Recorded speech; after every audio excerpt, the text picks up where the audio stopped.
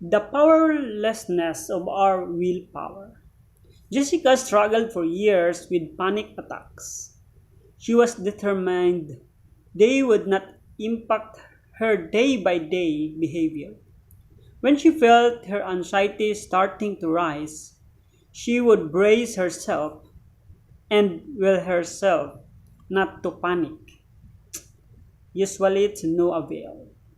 The panic would eventually win the battle over her will, and she would end up powerless and in the grip of a frightening panic attack. Jessica was face to face with the second system at work that can block the renewing of our minds. She found that she really was powerless when it came to her willpower. Though we know it's true, we hate to admit it. Think back to your last diet. How long did it last? And what about your commitment to keep the weight off? How long did that last? Our willpower runs out of energy and lets us down. Why is that? It's because we really have two minds that can be at war with each other. Insufficient. Okay. With each other. Paul describes this battle in Romans 7. I want to do what is right, but I can't. I want to do what is good, but I don't. I don't want to do what is wrong, but I do it anyway. Verse 18 to 19 in Romans 10, in Romans 7. Paul calls one mind the sinful nature or the flesh, and the other he calls God's good commands. He will say that the part of the mind that wills the good is called the conscious mind, and the part of the mind we can't control is called the subconscious mind. Many of us recoil at the idea of the subconscious, for somehow along the way we picked up the Freudian interpretation of the subconscious. We may feel scared because we think of the subconscious as some powerful, dark, evil part of our mind that is obsessed with sex. Thankfully, that's not what I'm talking about at all. In fact, in this discussion about the subconscious, those ideas are totally meaningless. What brain scientists call the subconscious mind is very different. It is a very safe and understandable part of our mind.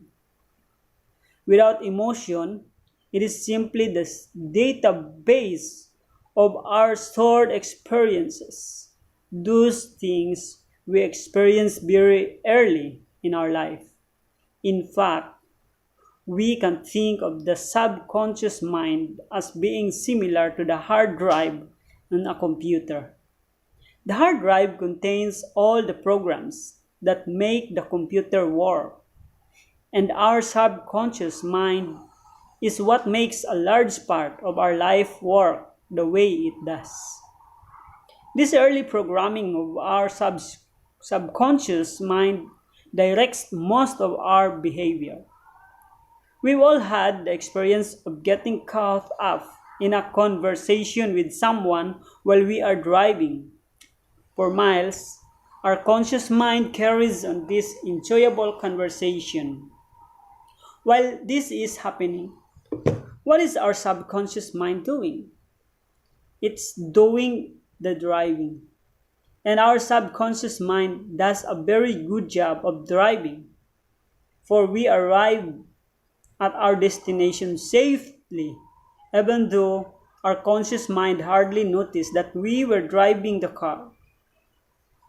Our conscious mind hardly noticed that we were driving the car. Our conscious mind only handles about 5% of what goes on in our daily lives, while the subconscious mind handles the other 95% of what goes on. In addition, our subconscious mind is incredibly quick.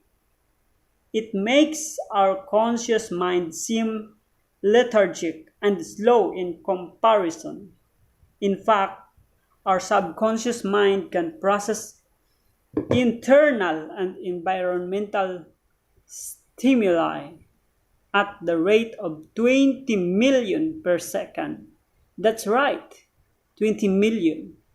That's incomprehensible. Our subconscious mind constantly scans and observes the internal and external stimuli all around within us. In contrast, the conscious mind can process environmental stimuli at the rate of only 40 per second. It's clear which part of our mind is more powerful.